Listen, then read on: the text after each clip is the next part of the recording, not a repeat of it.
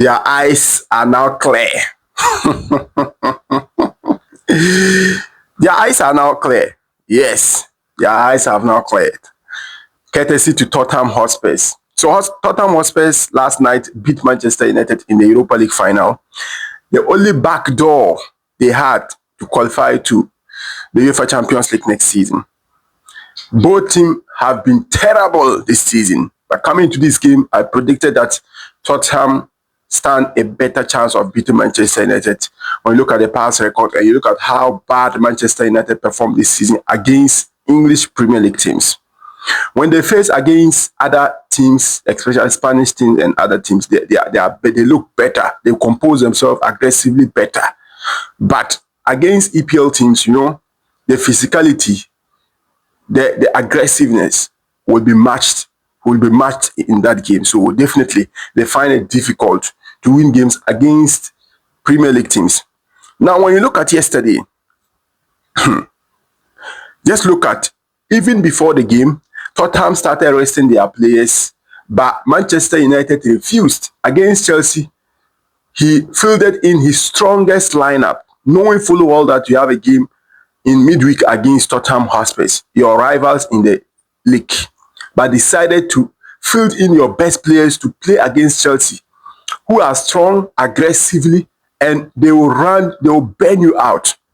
Now, that game, they played as if that game was their game of the final for the English Premier League, as if they win that game, they are going to achieve something bigger, not knowing that it was just an empty game, a game that cannot guarantee them any better spot in the table.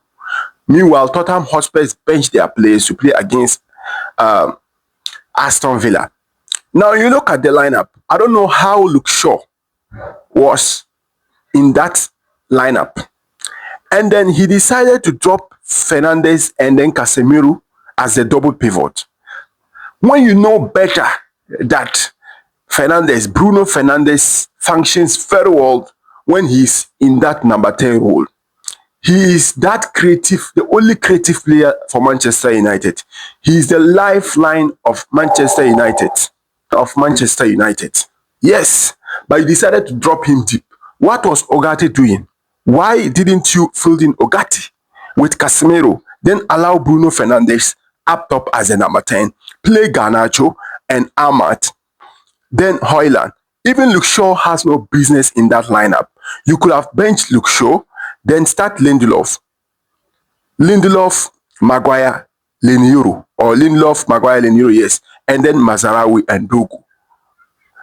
So now, Ange Postecoglo yesterday has learned how to defend.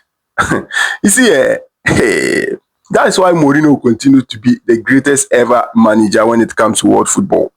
Like, he didn't win match trophies, like 40 trophies, but his effect in important games shows how good Mourinho is.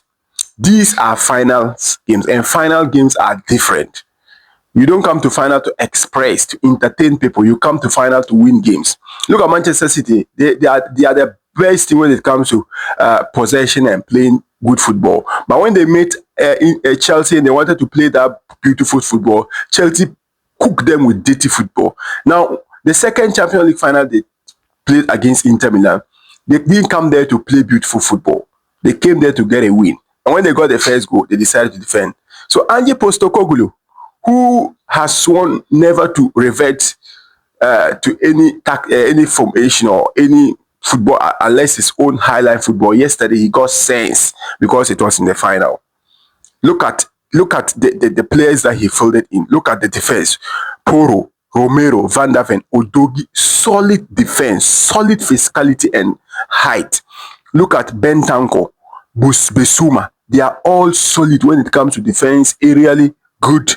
Then you have Johnson, Sarr. Look at Sarr. Look at Richard Alisson play as the winger, and Solanke. They were beating Manchester United when it comes to physicality, strength. They were winning second balls because they were strong. Look at how Maguire had to deal with Solanke. Very strong physically. You decided to put Højlund, who is a defender, up front to play as an attacker, and you allow Maguire, who is a striker, to be When in the second half, I was saying that Manchester United, why not whip in crosses? Whip in crosses.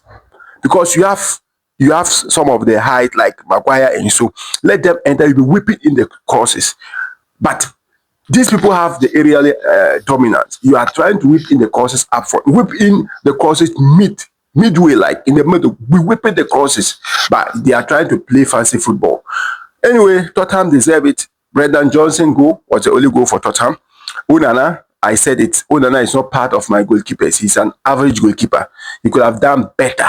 Though Luke Shaw was very poor, but he could have done better in saving that point because it was in the same direction as Onana. Anyway, access on the comment section. They have lost it. Go home and sleep, and then make sure you beat Aston Villa this weekend.